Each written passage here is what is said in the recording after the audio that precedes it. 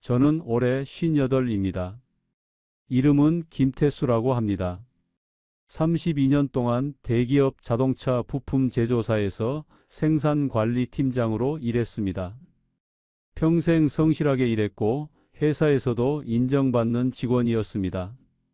2023년 12월 정년을 1년 앞두고 명예퇴직을 신청했습니다. 퇴직금으로 1억 2천만 원을 받았습니다. 집에 돌아와 아내와 마주 앉았을 때 가슴이 뭉클했습니다. 32년이라는 세월이 통장 숫자로 정리되는 순간이었습니다.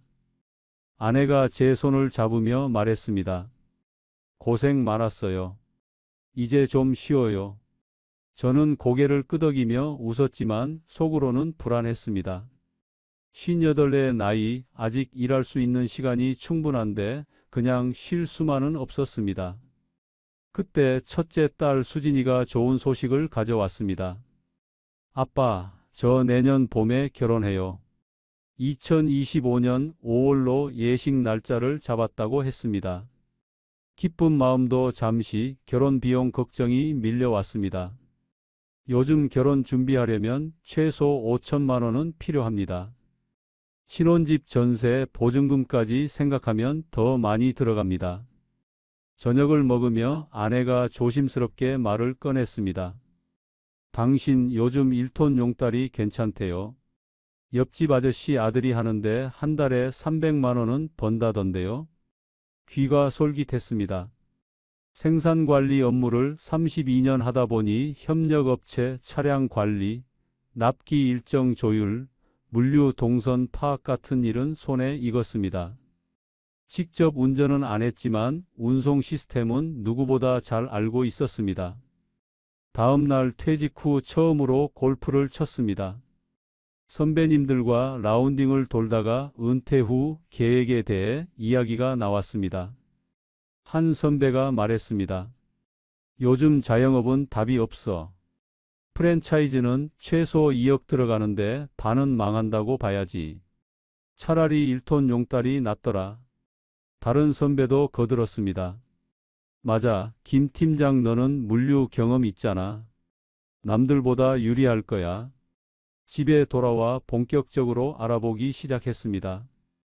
인터넷을 검색하고 용달 기사 커뮤니티에 가입했습니다. 프랜차이즈 창업은 치킨집이 2억, 커피숍이 2억 5천, 편의점도 1억 5천 정도 필요했습니다. 게다가 자리 잘못 잡으면 1년도 못 버티고 문을 닫는다는 후기가 수두룩했습니다. 반면 1톤 용달은 초기 투자 비용이 상대적으로 적었습니다. 번호판이 2,900만 원, 새 차량이 2,300만 원, 부대 비용까지 합쳐도 5,300만 원이면 시작할 수 있었습니다. 퇴직금 1억 2천만 원 중 절반도 안 되는 금액이었습니다. 이 정도면 부담 없겠는데? 라는 생각이 들었습니다. 주말에 아내와 커피를 마시며 진지하게 이야기를 나눴습니다. 당신 평생 물류 관련 일 해왔잖아요. 협력사 트럭 관리하고 운송 일정 짜고 경험이 있으니까 남들보다 훨씬 유리하죠. 아내의 말에 자신감이 생겼습니다. 32년 쌓은 경험이 헛되지 않을 거라는 확신이 들었습니다. 딸에게도 조심스럽게 물어봤습니다. 수진아, 아빠가 1톤 용달 해볼까 생각 중인데 어떻게 생각해? 딸이 웃으며 대답했습니다. 아빠가 하고 싶은 거 하세요. 저는 아빠만 건강하면 돼요. 그 말이 큰 힘이 됐습니다. 딸의 결혼 자금도 마련하고 노후 생활비도 벌 수 있다는 생각에 마음이 정해졌습니다. 2023년 12월 말 새해가 오기 전에 결정을 내렸습니다. 1톤 용달을 해보기로 했습니다. 32년간 쌓아온 물류 경험을 바탕으로 새로운 도전을 시작하는 것입니다. 프랜차이즈처럼 큰 돈 들어가는 것도 아니고 내 경험을 살릴 수 있는 분야라고 생각했습니다. 그날 밤 잠자리에 누워 천장을 바라보며 생각했습니다. 5,300만 원으로 시작해서 한 달에 250만 원만 벌어도 충분해. 딸 결혼 자금 5천만 원 모으고 노후 자금도 차근차근 준비하면 돼. 희망찬 미래가 그려졌습니다. 시청 전 구독과 좋아요를 누르시면 로또에 당첨되는 행운이 올 수 있습니다. 2024년 1월 본격적으로 준비에 들어갔습니다. 가장 먼저 한 일은 화물 운송 자격증을 취득하는 것이었습니다. 화물 운송 학원에 등록해 2주 과정을 이수했습니다. 법규 교육, 안전운전, 화물 적재 요령 등을 배웠습니다. 젊은 수강생들 사이에서 나이가 제일 많았지만 열심히 들었습니다. 자격증을 따고 나서 현직 용달 기사님들을 만나 조언을 구했습니다. 회사 후배 중에 처남이 용달을 한다는 친구가 있었습니다. 소개를 받아 만난 그분은 40대 중반으로 7년째 용달을 하고 계셨습니다. 형님, 솔직히 요즘 경쟁이 치열해요. 하지만 첫 3개월만 버티면 단골이 생겨요. 단골 몇 개만 잡으면 안정적이에요. 그분의 조언대로 단골 확보가 중요하다는 걸 알게 됐습니다. 건설 현장, 인테리어 업체, 이사센터 같은 곳에서 고정 물량을 받으면 수입이 안정적이라고 했습니다. 형님은 물류 경험 있으시니까 화주들이 좋아할 거예요. 납기 지키고 책임감 있게 일하면 금방 소문나요. 2월 초 번호판을 구매했습니다. 화물차 번호판 거래 사이트에서 2,900만 원의 매물을 찾았습니다. 만나서 계약서를 작성하고 대금을 송금했습니다. 번호판 이전 절차를 밟으며 이제 내 사업이 시작되는구나 하는 실감이 났습니다. 차량은 현대 포터2 LPG 신차로 결정했습니다. 용달 기사 커뮤니티에서 가장 많이 추천하는 모델이었습니다. 연비가 좋고 유지비가 저렴하다는 평가였습니다. 딜러와 상담해 2,300만 원에 계약했습니다. 여기에 취득세, 번호 이전 대행료, 협회 가입비 등 부대 비용 150만 원이 추가로 들어갔습니다. 총 투자 금액을 계산해 봤습니다. 번호판 2,900만 원, 차량 2,300만 원, 부대 비용 150만 원을 모두 합하니 5,350만 원이었습니다. 퇴직금 1억 2천만 원 중에서 절반도 안 되는 금액이었습니다. 나머지 돈은 딸 결혼 자금으로 남겨두고 이 돈으로 차근차근 수익을 내면 돼. 2월 말 차량 출고일이 다가왔습니다. 딜러에게 연락을 받고 아내와 함께 출고센터로 갔습니다. 새하얀 포터2가 햇빛을 받으며 서 있었습니다. 노란색 영업용 번호판이 달린 모습이 제법 그럴듯했습니다. 차 키를 받아들고 운전석에 앉았을 때 심장이 두근거렸습니다. 이제 정말 시작이구나. 아내가 조수석에 앉아 말했습니다. 당신 조심히 운전해요. 무리하지 말고 건강이 제일 중요한 거 알죠? 저는 웃으며 대답했습니다. 걱정 마. 32년 경험이 어디 가겠어? 그날 새 차를 몰고 집으로 오는 길이 참 행복했습니다.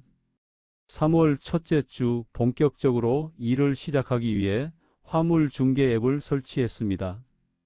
원콜, 2040콜, 인성콜 등 주요 플랫폼에 모두 가입했습니다.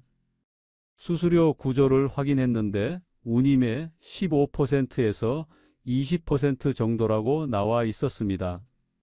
이 정도면 괜찮네. 배달앱보다 좀 높긴 하지만 감수할 만해. 용달 기사 커뮤니티에 가입해 선배 기사님들의 노하우를 공부했습니다. 콜 잡는 타이밍, 화주와 소통하는 법, 효율적인 동선 짜는 법 등을 배웠습니다. 새벽 시간대가 콜이 많다. 건설 자재 운송이 단가가 높다. 단골 잡으려면 친절이 최고 같은 조언들을 메모했습니다. 3월 2주차 첫 출근을 했습니다. 새벽 5시에 일어나 씻고 간단히 아침을 먹었습니다. 아내가 도시락을 싸주며 말했습니다. 점심 거르지 말고 꼭 먹어요. 건강해야 오래 할 수 있어요. 도시락을 받아들고 현관을 나서는데 가슴이 벅찼습니다. 차에 시동을 걸고 앱을 켰습니다. 새벽이라 그런지 콜이 많이 떴습니다. 첫 콜은 성남에서 수원까지 건설 자재 운송이었습니다. 운임은 15만 원. 좋아, 이걸로 시작해보자. 콜을 잡고 출발지로 향했습니다. 화주를 만나 짐을 확인했습니다. 철근과 시멘트 자루였습니다. 적재 하는 법을 배운 대로 꼼꼼히 실었습니다. 화주가 말했습니다. 기사님, 오전 9시까지 도착해야 해요. 공사 시작 시간이라서요. 저는 자신 있게 대답했습니다. 걱정 마세요. 시간 칼같이 지킵니다. 생산 관리할 때 납기 준수가 생명이었습니다. 그 습관이 여기서도 빛을 발할 거라고 생각했습니다. 수원 현장에 정확히 8시 50분에 도착했습니다. 현장 소장님이 만족스러운 표정으로 말했습니다. 기사님 시간 잘 지키시네요. 다음에도 부탁드려요. 명함을 주고받으며 단골 확보에 첫 발을 뗐습니다. 그날 총 3건을 했습니다. 새벽 첫 콜 15만 원, 오전 콜 8만 원, 오후 콜 12만 원. 하루 총 35만 원을 벌었습니다. 수수료와 기름값 빼고 나니 손에 쥐는 돈이 20만 원 정도였습니다. 이 정도면 한 달에 400만 원은 벌겠네. 집에 돌아와 아내에게 자랑했습니다. 여보, 첫날 35만 원 벌었어. 아내가 환하게 웃으며 말했습니다. 역시 당신이야. 경험이 있으니까 다르네요. 그날 밤 샤워를 하며 거울을 봤습니다. 얼굴에 피곤함도 있었지만 뿌듯함이 더 컸습니다. 딸에게 전화를 걸었습니다. 수진아, 아빠 오늘 첫 출근했어. 괜찮더라. 걱정하지 마. 결혼 자금 아빠가 다 준비해 놓을게. 딸이 웃으며 대답했습니다. 아빠 최고. 근데 무리하지는 마세요. 전화를 끊고 나니 가슴이 벅찼습니다. 새로운 시작이 성공적이었습니다. 3월이 지나고 4월이 왔습니다. 봄 날씨와 함께 일도 점점 익숙해졌습니다. 매일 새벽 5시에 일어나 출근하는 게 습관이 됐습니다. 콜 잡는 요령도 생겼습니다. 수익성 높은 건설 자재 운송, 인테리어, 자재 배송 위주로 콜을 선택했습니다. 생산관리 경력이 큰 도움이 됐습니다. 화주들이 요구하는 납기를 정확히 지켰고 짐을 다룰 때도 손상 없이 조심스럽게 다뤘습니다. 32년간 협력업체 관리하면서 배운 책임감과 꼼꼼함이 빛을 발했습니다. 화주들이 만족해하며 재주문이 들어오기 시작했습니다. 4월 초 큰 단골을 잡았습니다. 판교에 있는 인테리어 업체 사장님이었습니다. 첫 배송을 마치고 하차하는데 사장님이 다가왔습니다. 기사님, 일 깔끔하게 하시네요. 앞으로 저희 물량 맡아주실 수 있어요? 너무 기쁜 나머지 크게 대답했습니다. 물론이죠. 언제든 연락 주세요. 그 인테리어 업체에서 일주일에 10건 이상 고정 물량이 나왔습니다. 주로 아파트 리모델링 자재를 운송하는 일이었습니다. 한 건당 10만 원에서 15만 원 정도였습니다. 다른 콜까지 합치니 하루 평균 4건, 매출이 20만 원에서 25만 원까지 나왔습니다. 4월 말 매출을 계산해 봤습니다. 총 22일 일했고 매출이 480만 원이었습니다. 연료비, 수수료, 톨게이트 비용 등을 빼니 순수익이 270만 원 정도 나왔습니다. 이 정도면 충분해. 한 달 생활비 빼고도 100만 원은 저축할 수 있어. 5월도 좋았습니다. 날씨가 따뜻해지니 이사 물량이 늘어났습니다. 이사 센터와 연결돼 소형 이사 일감도 받기 시작했습니다. 한 건당 20만 원에서 30만 원까지 받았습니다. 힘든 일이었지만 돈이 되니까 기쁘게 했습니다. 어느 토요일 오후 판교 아파트 이사를 마치고 휴게소에 들렀습니다. 커피를 마시며 앱을 확인하는데 한 달 누적 매출이 520만 원이었습니다. 이렇게 잘 될 줄은 몰랐는데 생각보다 훨씬 좋은 성과였습니다. 집에 돌아와 아내에게 통장을 보여줬습니다. 여보, 이번 달 순수익 300만 원 나왔어. 아내가 깜짝 놀라며 말했습니다. 당신 대단해요. 진짜 잘하네요. 우리는 오랜만에 외식을 했습니다.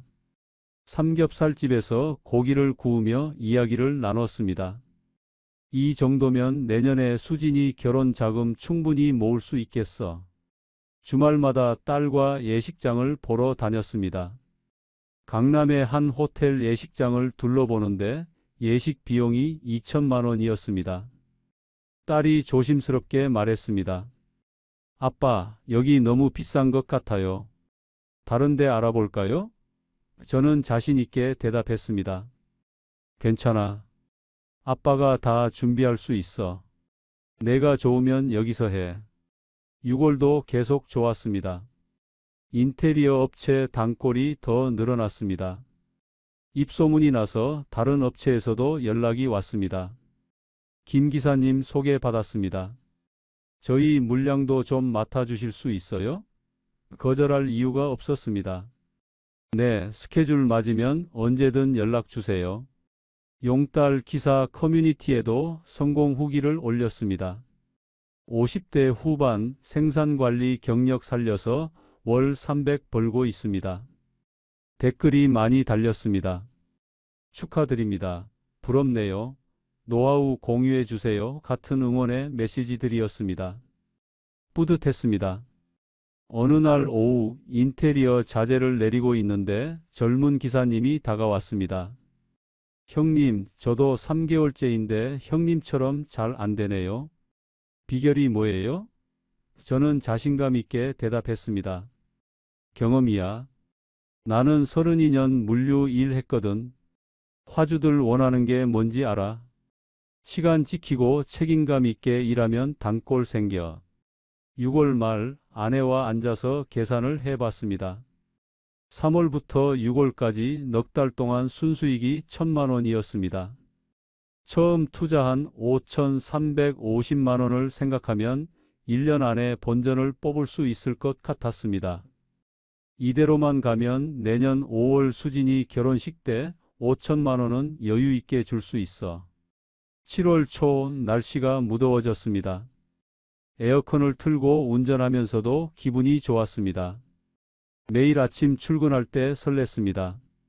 오늘은 얼마나 벌까? 하는 기대감이 있었습니다. 회사 다닐 때는 느껴보지 못한 감정이었습니다. 내가 노력한 만큼 수입이 생긴다는 게 신기했습니다. 어느 저녁 집에 들어가는데 아내가 저녁상을 차려놓고 있었습니다. 당신 요즘 일하는 모습 보니까 참 든든해요. 회사 다닐 때보다 더 생기 있어 보여요. 저는 웃으며 대답했습니다. 그래? 나도 그래. 이 일 하길 잘한 것 같아. 그날 밤 침대에 누워 천장을 바라봤습니다.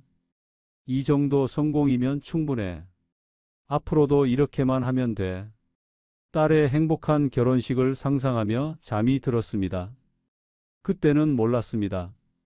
이 행복이 얼마나 짧을지. 7월 중순부터 이상한 기운이 느껴지기 시작했습니다. 앱을 켜도 콜이 예전만큼 많이 뜨지 않았습니다. 새벽에 켜도 콜이 바로 사라졌습니다. 클릭 속도가 조금만 늦어도 다른 기사가 먼저 잡아갔습니다. 요즘 경쟁이 좀 심해진 것 같은데 커뮤니티에 들어가 보니 비슷한 글이 많았습니다. 요즘 콜 잡기 힘드네요. 신규 기사들이 너무 많아요. 단가도 떨어지고 있어요. 같은 하소연이 줄을 이었습니다. 통계를 찾아보니 충격적이었습니다. 1톤 미만 화물차 등록 대수가 2019년 13만 9천 대에서 2025년에는 18만 6천 대로 늘었다고 했습니다. 6년 만에 33%가 증가한 것입니다. 이렇게 차가 많이 늘었구나. 처음 알았습니다. 시장 조사를 할 때 이런 통계까지는 확인하지 않았습니다. 그냥 요즘 용달이 괜찮대라는 말만 믿고 시작한 게 실수였습니다. 더 큰 문제가 터졌습니다. 7월 말 월 정산을 하는데 수수료가 예상보다 훨씬 많이 빠져나갔습니다. 그달 총 매출이 400만 원이었는데 수수료로 100만 원이 나갔습니다. 무려 25%였습니다. 이게 뭐야? 처음엔 15%라고 했잖아? 약관을 다시 읽어봤습니다. 작은 글씨로 물량과 거리에 따라 수수료율 변동 가능이라고 써 있었습니다. 급배송이나 단거리 운송은 수수료가 더 높았습니다. 어떤 건 40만 원짜리 운송에 수수료가 12만 원, 30%였습니다. 10만 원짜리 급배송은 수수료가 5만 원으로 무려 50%였습니다. 커뮤니티에 항해 글을 올렸습니다. 이게 말이 돼요? 50% 수수료라니? 댓글이 달렸습니다. 형님 이제 아셨어요? 배달앱은 7에서 8%인데 우리는 20에서 50%예요. 그래서 다들 화나 있는 거예요. 배신감이 들었습니다. 8월 들어서 단골 인테리어 업체에서 연락이 왔습니다. 기사님, 죄송한데요. 요즘 경기가 안 좋아서 공사가 줄었어요. 물량을 좀 줄여야 할 것 같아요. 일주일에 10건씩 나오던 고정 물량이 5건으로 반토막 났습니다. 다른 단골도 상황이 비슷했습니다. 기사님, 당분간 물량이 없을 것 같아요. 새로운 단골을 찾아야 했습니다. 건설 현장을 찾아다니며 명함을 돌렸습니다. 하지만 이미 다른 기사들이 선점하고 있었습니다. 저희는 거래하는 기사님이 있어요. 거절당하는 일이 많아졌습니다. 8월 중순 육아도 문제가 됐습니다. LPG 가격이 리터당 1,000원에서 1,100원으로 올랐습니다. 하루 운행 거리가 250km 정도인데 연비가 6km라고 하면 하루 42리터가 필요했습니다. 1,100원 곱하기 42면 46,200원. 거의 5만 원에 가까웠습니다. 한 달로 계산하면 22일 일한다고 쳐도 100만 원이 넘게 나갔습니다. 육아 보조금이 월 23만 6천 원 나오지만 그걸 빼도 70만 원 이상 연료비로 나가는 겁니다. 육아가 이렇게 오를 줄 몰랐는데 8월 말 정산을 해보니 충격이었습니다. 총 매출 350만 원, 수수료 90만 원, 연료비 70만 원, 보험료 20만 원, 톨게이트 15만 원, 기타 경비 20만 원을 빼니 순수익이 135만 원밖에 안 나왔습니다. 전달 300만 원에서 반 이하로 떨어진 것입니다. 아내와 저녁을 먹다가 말다툼이 났습니다. 요즘 수입이 왜 이래요? 처음엔 300만 원씩 벌더니. 저는 짜증이 났습니다. 내가 뭘 어떻게 해? 차가 너무 많이 늘어나서 그런 거라고. 아내가 말했습니다. 그럼 처음에 왜 제대로 알아보지 않았어요? 할 말이 없었습니다. 시장 조사를 제대로 하지 않은 게 제 잘못이었습니다. 차량 등록 대수 증가율 같은 기본 통계도 확인하지 않았습니다. 선배들 말만 믿고 덤벼든 게 패착이었습니다. 9월 초 몸에도 이상 신호가 왔습니다. 매일 새벽 5시에 일어나 밤늦게까지 일하다 보니 허리와 목이 아프기 시작했습니다.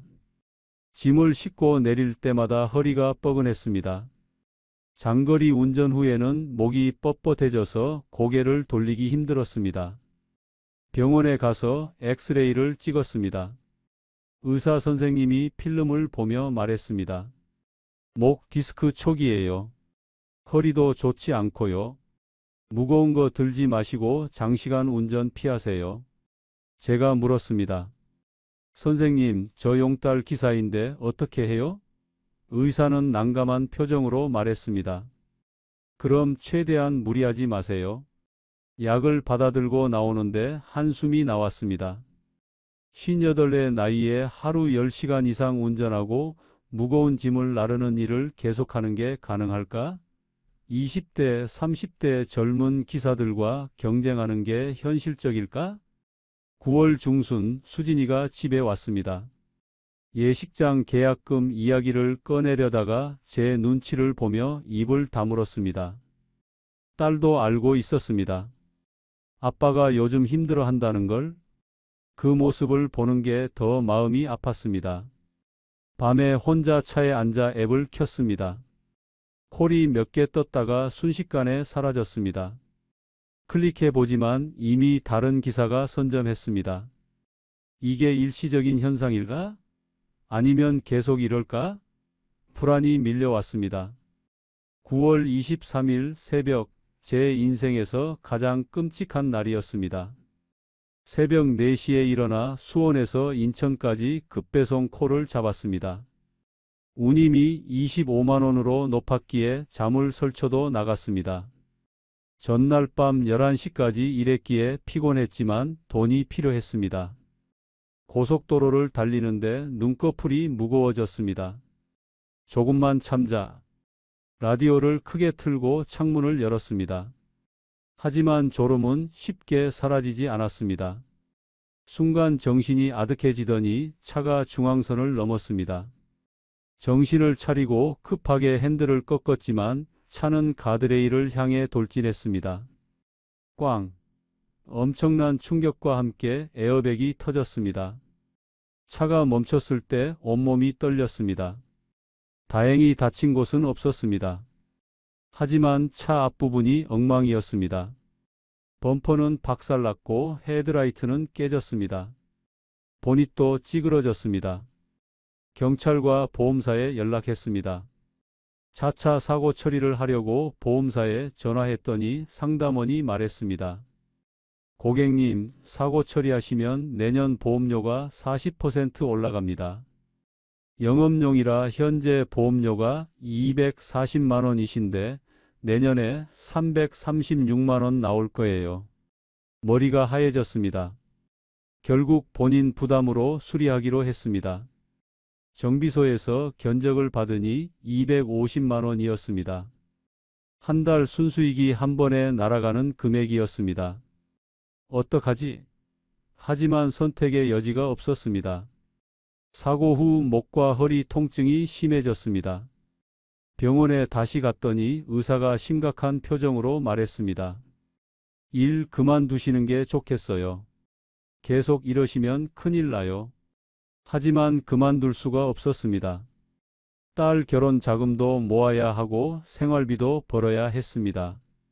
10월 들어서 상황은 더 악화됐습니다. 사고 후 장거리 운송이 무서워졌습니다. 허리와 목이 아파서 무거운 짐을 나르기도 힘들었습니다. 단가 높은 건설 자재 운송이나 이사 물량을 거절할 수밖에 없었습니다. 대신 가까운 거리 소량 배송만 했습니다. 문제는 그런 콜들이 수수료율이 더 높다는 것이었습니다. 10만 원짜리 배송에 수수료가 4만 원씩 나갔습니다. 손에 쥐는 돈은 6만 원. 거기서 연료비 2만 원 빼면 4만 원. 하루 5건을 해도 20만 원이었습니다. 예전에는 3건만 해도 20만 원 벌었는데 10월 중순 집에서 아내와 큰 싸움을 했습니다. 당신 왜 그렇게 큰 소리치고 시작했어요? 물류 경험 있다고 300만 원씩 번다고 했잖아요. 저도 화가 났습니다. 나도 이렇게 될 줄 알았겠어? 시장이 이렇게 망가진 줄 몰랐다고. 아내가 통장을 내밀며 말했습니다. 보세요. 적금 깨서 생활비 보태고 있어요. 이러다가 퇴직금 다 날려요. 통장을 보니 잔액이 7천만 원으로 줄어 있었습니다. 처음 투자하고 남은 6,700만 원에서 300만 원이 더 줄어든 것입니다. 딸이 결혼 준비 이야기를 꺼냈습니다. 아빠, 예식장 계약금 2천만 원 내야 하는데 제가 버럭 소리쳤습니다. 지금 그게 중요해? 아빠가 이렇게 힘든데? 딸이 눈물을 글썽이며 방으로 들어갔습니다. 나중에 후회했지만 이미 늦었습니다. 10월 말 중요한 결정을 내려야 했습니다. 이대로 계속하면 몸도 망가지고 돈도 더 잃을 것 같았습니다. 한 달 순수익이 100만 원도 안 나왔습니다. 차량 수리비 250만 원을 쓰고 나니 실제로는 150만 원 적자였습니다. 11월 초 아내와 진지하게 상의했습니다. 정리하는 게 맞을 것 같아요. 이러다가 정말 큰일 나요. 인정하기 싫었지만 맞는 말이었습니다. 더 버티면 투자금을 전부 날릴 수도 있었습니다. 번호판과 차량을 매물로 내놓았습니다. 중고거래 사이트와 용달 커뮤니티에 글을 올렸습니다. 포토2 LPG 8개월 사용 차량 번호판 포함 매각합니다. 생각보다 문의가 빨리 왔습니다. 시장이 포화 상태라지만 아직도 진입하려는 사람들이 있었습니다. 11월 중순 매수자를 만났습니다. 40대 초반 남자였습니다. 형님, 요즘 용달 어때요? 저도 명예퇴직하고 시작하려고요. 제가 솔직하게 말했습니다. 신중하게 생각하세요. 차가 너무 많아서 경쟁이 살인적이에요. 그분이 웃으며 대답했습니다. 형님은 운이 없으셨나 봐요. 저는 자신 있어요. 번호판은 2,700만 원에 팔렸습니다. 처음 산 가격이 2,900만 원이었으니 200만 원 손해였습니다. 차량은 8개월 탄 중고차라 1,500만 원에 거래됐습니다. 새 차가 2,300만 원이었으니 800만 원 손해였습니다. 계산을 해봤습니다. 처음 투자금이 5,350만 원이었습니다. 번호판과 차량 판 돈이 4,200만 원, 1,150만 원 손실이었습니다. 거기에 8개월 동안 순수익으로 번 돈이 1,300만 원 정도였지만 차량 수리비 250만 원을 빼면 실제로는 1,050만 원, 결국 100만 원 정도 이익을 본 셈이었습니다. 8개월 일하고 100만 원 남았네. 허탈한 웃음이 나왔습니다. 한 달로 치면 12만 원 조금 넘게 번 거였습니다. 하루 10시간씩 일하고 몸 망가뜨려 가면서 번 돈이 고작 그 정도였습니다. 11월 20일 모든 거래가 끝났습니다. 차 키를 넘겨주고 현금을 받는 순간 눈물이 났습니다. 32년 쌓은 퇴직금으로 시작한 새 도전이 이렇게 끝나는구나. 가슴이 무너지는 기분이었습니다. 11월 25일 차를 팔고 4일째 되는 날이었습니다. 집에서 멍하니 앉아 있었습니다. 해야 할 일도 없고 갈 곳도 없었습니다. 새벽 5시에 일어나는 습관이 남아서 눈이 떠졌지만 나갈 차가 없었습니다. 아내가 구인 광고를 들고 왔습니다. 여보, 이거 좀 봐요. 강남 백화점 주차 발렛 아르바이트래요. 시급 10,000원이에요. 광고를 보는 순간 머릿속이 하얘졌습니다. 주차 발렛 아르바이트. 58년을 살면서 상상해 본 적 없는 일이었습니다. 내가 팀장까지 했는데 주차 발렛을? 자존심이 허락하지 않았습니다. 하지만 현실은 냉혹했습니다. 통장 잔고는 7천만 원. 딸 결혼 자금으로 5천만 원은 줘야 했습니다. 남는 돈이 2천만 원. 부부가 20년 더 살려면 턱없이 부족한 금액이었습니다. 아내가 조용히 말했습니다. 선택의 여지가 없어요. 일단 뭐라도 해야죠. 맞는 말이었습니다. 프라이드 챙길 상황이 아니었습니다. 11월 27일 떨리는 손으로 전화를 걸었습니다. 거기 주차 발렛 모집 공고 보고 연락드렸습니다. 11월 29일 첫 출근 날이었습니다. 백화점 지하주차장 관리실로 갔습니다. 팀장이라는 40대 남자가 유니폼을 건네주며 말했습니다. 어르신 근무 시간은 오전 10시부터 오후 6시까지예요. 점심시간 1시간 빼고 7시간 근무. 주말 필수 출근이고요. 어르신이라는 호칭에 가슴이 뜨끔했습니다. 유니폼으로 갈아입었습니다. 검정 바지에 빨간 조끼. 거울을 보는데 눈물이 날 것 같았습니다. 불과 1년 전만 해도 정장 입고 회의실에서 후배들에게 업무 지시하던 팀장이었는데 지금은 조끼 입고 남의 차 주차시켜주는 알바였습니다. 첫 손님이 왔습니다. 30대로 보이는 남자가 벤츠키를 건네며 말했습니다. 아저씀 조심히 세워주세요. 긁으면 안 돼요. 제가 고개를 숙이며 대답했습니다. 네, 알겠습니다. 키를 받아들고 차에 탔습니다. 가죽 시트에서 고급스러운 냄새가 났습니다. 지하 3층으로 내려갔습니다. 주차구역을 찾아 조심스럽게 차를 세웠습니다. 용달 몰던 경험이 도움이 됐습니다. 좁은 공간에 깔끔하게 주차했습니다. 엘리베이터를 타고 올라오는데 한숨이 나왔습니다. 이게 내 모습인가? 점심시간이 됐습니다. 편의점에서 삼각김밥을 사서 관리실에서 먹었습니다. 같이 일하는 동료들은 대부분 60대였습니다. 한 분이 말을 걸었습니다. 새로 오셨네요. 무슨 일 하시다가 오셨어요? 생산관리 했습니다. 아, 그러셨구나. 저는 은행 지점장 했어요. 모두 비슷한 처지였습니다. 평생 성실하게 일하다가 은퇴 후 뭔가 시도했다가 실패한 사람들, 치킨집 망한 사람, 카페 접은 사람, 프랜차이즈 실패한 사람, 모두 이곳에서 시급 10,000원 받으며 일하고 있었습니다. 오후 4시쯤 한 여자 손님이 BMW 키를 건네며 말했습니다. 빨리 좀 빼주세요. 급해요. 뛰어가서 차를 찾았습니다. 시동을 걸고 출구로 향했습니다.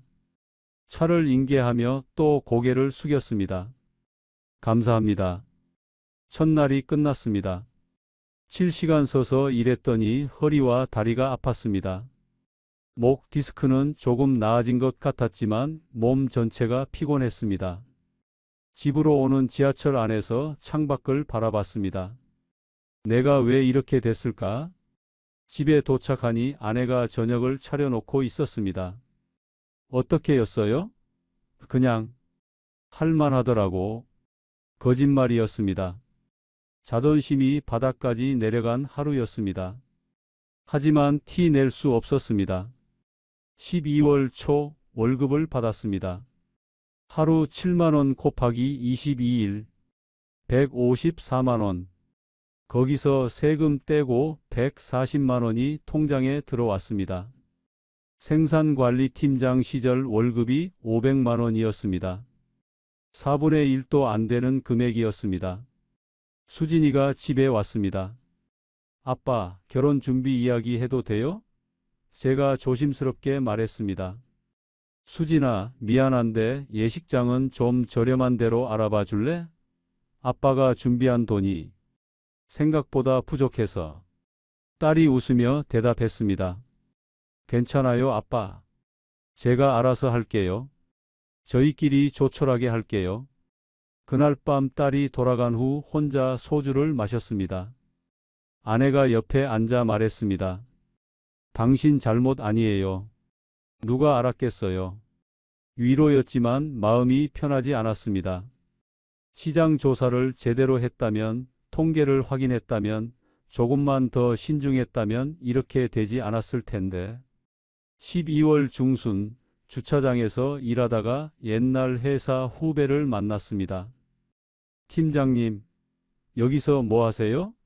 순간 숨고 싶었습니다. 하지만 어쩔 수 없었습니다. 여기서 아르바이트 좀 하고 있어. 후배가 당황한 표정으로 말했습니다. 아, 네. 그럼 저 먼저 갈게요. 후배가 가고 나서 한참을 서 있었습니다. 32년 함께 일했던 후배. 내가 팀장으로 지도하고 키웠던 사람. 그 사람이 나를 주차 발렛 아저씨로 본 겁니다. 자존심이 무너지는 느낌이었습니다. 12월 말 연말 정산을 했습니다. 한 달 140만 원씩 두 달 일해서 280만 원 벌었습니다. 생활비로 200만 원 나가고 80만 원 저축했습니다. 이 속도면 딸 결혼 자금 5천만 원 줘도 2천만 원 남아 20년 살기에는 부족해. 새해가 밝았습니다. 2025년 1월 1일. 다른 사람들은 새로운 한 해를 기대하며 시작하지만 저는 암담했습니다. 5월에 딸 결혼식이 있습니다. 돈도 부족하고 마음도 무겁습니다. 용달 시작하지 않았다면 지금쯤 여유 있게 준비했을 텐데. 2025년 1월 주차장 일에 조금씩 익숙해졌습니다. 매일 아침 9시에 출근해서 오후 6시에 퇴근하는 생활. 단순하지만 안정적이었습니다. 용달 할 때처럼 밤잠 설치며 콜 잡기 경쟁할 필요가 없었습니다. 월급은 적지만 정확하게 들어왔습니다. 주차장에서 차를 기다리는 시간, 과거를 돌아보게 됐습니다. 어디서부터 잘못됐을까? 가장 큰 실수는 무엇이었을까? 한 시간 곱씹으며 반성했습니다. 첫 번째 실수는 경험을 과신한 것이었습니다. 생산 관리에서 물류를 관리한 것과 직접 운전대를 잡고 뛰는 것은 완전히 다른 일이었습니다. 저는 사무실에서 컴퓨터로 일정을 짜고 전화로 지시했습니다. 실제 현장의 고충은 몰랐습니다. 추운 겨울 새벽에 차에 시동 걸고 무더운 여름에 짐 나르고 밤늦게까지 운전하는 게 얼마나 힘든지 몰랐습니다. 32년 물류 경험이 있으니 잘할 수 있다는 착각이 독이 됐습니다. 관리자 시각으로 현장을 본 게 문제였습니다. 실무는 책상 위 계획과 달랐습니다. 변수가 많고 체력 소모가 심했습니다. 경험이 있다고 해서 다 할 수 있는 게 아니었습니다. 두 번째 실수는 시장 조사 부족이었습니다. 차량 등록 대수가 6년 만에 33% 증가했다는 통계를 미리 알았다면 진입하지 않았을 것입니다. 요즘 용달이 괜찮대라는 선배 말만 믿고 덤볐습니다. 객관적 데이터는 확인하지 않았습니다. 인터넷에 한국교통연구원 보고서가 있었습니다. 2024년 소형 화물 자동차 차주 월평균 순수입이 165만 원이라고 나와 있었습니다. 제가 시작하기 전에 이미 발표된 자료였습니다. 찾아봤다면 알 수 있었을 정보였습니다. 하지만 저는 선배들 성공담만 듣고 통계는 무시했습니다. 세 번째 실수는 수수료 구조를 제대로 파악하지 않은 것이었습니다.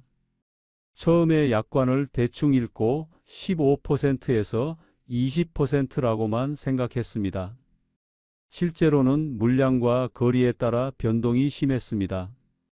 급배송이나 단거리는 50%까지 떼어갔습니다.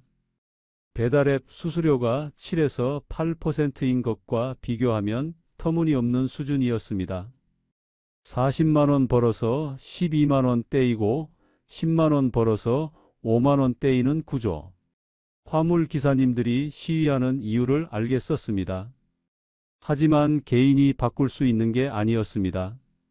플랫폼에 종속된 의리일 뿐이었습니다. 네 번째 실수는 나이와 체력을 고려하지 않은 것이었습니다. 58의 나이에 하루 10시간 이상 운전하고 무거운 짐 나르는 일을 계속할 수 있을 거라고 생각했습니다. 20대, 30대 젊은 기사들과 경쟁할 수 있다고 착각했습니다. 두 달 만에 목 디스크가 왔습니다. 허리도 나빠졌습니다. 졸음운전으로 사고도 냈습니다. 몸이 버티지 못했습니다. 지속 가능하지 않은 일이었습니다. 시작하기 전에 내가 이 일을 10년 할 수 있을까? 를 물어봤어야 했습니다. 다섯 번째 실수는 비상자금을 남겨두지 않은 것이었습니다. 퇴직금 1억 2천만 원 중 5,350만 원을 투자했습니다. 절반 가까이 쓴 겁니다. 사고나 질병 같은 비상 상황 대비 자금이 없었습니다. 결국 차 수리비 250만 원 때문에 큰 타격을 입었습니다. 최악의 시나리오를 준비했어야 했습니다. 만약 첫 해에 실패하면, 만약 사고가 나면, 만약 아프면 같은 질문들. 하지만 저는 성공만 생각했습니다. 한 달 300만 원 벌 수 있어라는 장밋빛 미래만 그렸습니다. 여섯 번째 실수는 플랫폼 의존도가 높은 사업을 선택한 것이었습니다. 단골이나 고정 수입원 없이 앱 콜에만 의존했습니다. 알고리즘 변경, 수수료 인상, 경쟁 심화의 속수무책이었습니다. 내 사업이라고 생각했지만 실제로는 플랫폼의 하청업체였습니다. 번호판 있다고 내 사업이 아니었습니다. 가격 결정권도 없고 물량 선택권도 제한적이었습니다. 플랫폼이 정한 규칙대로 움직이는 을일 뿐이었습니다. 진정한 내 사업이 되려면 직접 화주를 확보하고 가격을 협상할 수 있어야 했습니다. 일곱 번째 실수는 가족과 충분히 상의하지 않은 것이었습니다. 아내는 처음부터 좀 더 알아보자고 했습니다. 하지만 저는 밀어붙였습니다. 내 경험 믿어라며 독단적으로 결정했습니다. 딸의 결혼 자금이 걸린 중요한 돈이었는데 신중하지 못했습니다. 가족의 미래가 걸린 돈은 더 조심스럽게 써야 했습니다. 5천만 원이면 딸에게 여유 있는 결혼식을 해줄 수 있었습니다. 그 돈을 제 자존심과 도전 욕구를 위해 써버렸습니다. 지금 딸은 저렴한 예식장을 알아보고 있습니다. 미안함이 큽니다. 2월 어느 날 주차장에서 쉬는 시간에 도시락을 먹고 있었습니다. 옆 동료가 말을 걸었습니다. 자네는 어떻게 여기까지 왔나? 제가 용딸 이야기를 했습니다. 그분도 비슷했습니다. 나는 치킨집 했어. 1년 만에 6천 날렸지. 우리는 서로의 이야기를 나눴습니다. 모두 경험 있으니 잘할 줄 알았다고 말했습니다. 요식업 20년 한 사람이 치킨집 망하고 부동산 일 한 사람이 원룸 투자 실패하고 영업 잘했던 사람이 보험 설계사로 실패했습니다. 경험이 있다고 다 되는 게 아니었습니다. 3월 초 딸과 저렴한 예식장을 보러 갔습니다. 작은 웨딩홀이었습니다. 비용은 500만 원. 처음 보려던 호텔 예식장의 4분의 1이었습니다. 딸이 웃으며 말했습니다. 아빠, 여기 괜찮아요. 아담하고 예뻐요. 제 눈에는 초라해 보였습니다. 계약서에 사인하며 눈물이 날 뻔했습니다. 미안하다는 말이 목까지 올라왔지만 참았습니다. 딸이 제 눈치를 보며 밝게 굴고 있는데 우는 모습을 보일 수 없었습니다. 2025년 4월 주차 발렛 일을 한 지 5달째입니다. 이제는 완전히 익숙해졌습니다. 매일 같은 시간에 출근하고 같은 일을 반복합니다. 단조롭지만 안정적입니다. 용딸 할 때처럼 불안하지 않습니다. 같이 일하는 동료들과 친해졌습니다. 모두 비슷한 나이, 비슷한 경험을 가진 사람들입니다. 점심시간마다 실패담을 나눕니다. 우리가 왜 실패했을까? 하는 이야기를 자주 합니다. 저는 제 경험을 정리해서 8가지 교훈으로 만들었습니다. 첫째, 관리 경험과 실무 능력은 다릅니다. 저는 생산관리 32년 경력이 용딸 운전에 도움될 거라고 생각했습니다. 하지만 전혀 달랐습니다. 사무실에서 일정 짜는 것과 직접 현장에서 뛰는 것은 완전히 다른 영역이었습니다. 경험 없는 분야는 진입하지 말아야 합니다. 특히 체력이 필요한 일은 더욱 조심해야 합니다. 둘째, 진입 장벽이 낮다는 것은 경쟁이 치열하다는 뜻입니다. 1톤 용딸은 5,300만 원으로 시작할 수 있습니다. 프랜차이즈보다 저렴합니다. 하지만 그것은 남들도 쉽게 들어온다는 의미입니다. 실제로 6년 만에 차량이 33% 증가했습니다. 저렴한 진입 비용은 함정일 수 있습니다. 셋째, 수수료 구조를 반드시 확인하십시오. 화물 중개 플랫폼 수수료가 20에서 50%라는 걸 미리 알았다면 절대 시작하지 않았을 것입니다. 약관을 꼼꼼히 읽고 실제 사례를 찾아보고 현직 기사님들에게 물어봐야 합니다. 명목 매출과 실제 수익은 큰 차이가 납니다. 넷째, 통계와 시장 데이터를 믿으십시오. 한국교통연구원 보고서에 월평균 순수입 165만 원이라고 나와 있었습니다. 제가 시작하기 전에 이미 발표된 자료였습니다. 하지만 저는 나는 다를 거야 라고 생각했습니다. 통계는 거짓말하지 않습니다. 시장이 어렵다는 데이터가 있으면 믿으십시오. 다섯째, 나이와 체력을 고려하십시오. 50대 후반의 육체노동 기반 사업은 무리입니다. 저는 2달 만에 목 디스크가 왔습니다. 졸음운전으로 사고도 냈습니다. 지금은 괜찮아가 아니라 10년 후에도 할 수 있을까를 물어야 합니다. 지속 가능성을 먼저 따져야 합니다. 여섯째, 최악의 시나리오를 준비하십시오. 사고, 질병, 경기 침체 등 비상 상황 대비 자금을 남겨둬야 합니다. 저는 퇴직금의 절반을 투자했습니다. 차 수리비 250만 원 때문에 큰 타격을 입었습니다. 투자금의 20%는 비상금으로 남겨두는 게 안전합니다. 일곱째, 단골이나 고정 수입원 없는 플랫폼 의존 사업은 위험합니다. 저는 앱콜에만 의존했습니다. 알고리즘 변경, 수수료 인상에 속수무책이었습니다. 플랫폼이 규칙을 바꾸면 기사는 따를 수밖에 없습니다. 진정한 내 사업이 되려면 직접 고객을 확보해야 합니다. 여덟째, 가족의 미래가 걸린 돈은 신중하게 쓰십시오. 딸 결혼 자금으로 생각했던 돈을 날린 게 가장 후회됩니다. 가족과 충분히 상의하고 최악의 경우도 함께 고민했어야 했습니다. 독단적 결정은 가족 전체를 힘들게 만듭니다. 5월 10일 딸의 결혼식 날이었습니다. 작은 웨딩홀에서 조촐하게 치렀습니다. 하객도 많지 않았습니다. 예식 비용은 500만 원, 신혼집 전세 보증금 2천만 원, 결혼 준비금으로 500만 원, 총 3천만 원을 딸에게 줬습니다. 처음 생각했던 5천만 원보다 2천만 원 적었습니다. 딸이 웨딩 드레스를 입고 나오는 모습을 봤습니다. 아름다웠습니다. 하지만 마음 한편이 무거웠습니다. 더 좋은 예식장에서 해주지 못해서 미안해. 딸이 제 팔짱을 끼며 말했습니다.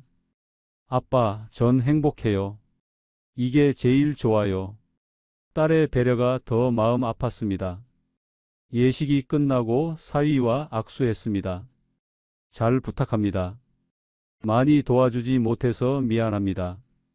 사위가 웃으며 대답했습니다. 아버님, 괜찮습니다. 저희가 알아서 잘할게요. 젊은 부부가 택시를 타고 떠나는 모습을 보며 눈물을 참았습니다. 집으로 돌아오는 길, 아내가 제 손을 잡았습니다. 당신 잘못 아니에요. 누가 알았겠어요. 저는 고개를 저었습니다. 내 잘못이야. 내가 너무 성급했어. 제대로 알아보지도 않고 덤볐어. 아내가 말했습니다. 이제라도 깨달았으면 됐어요. 앞으로 잘하면 돼요. 지금 저는 주차장에서 하루 8시간씩 일합니다. 월급은 140만 원입니다. 적지만 안정적입니다.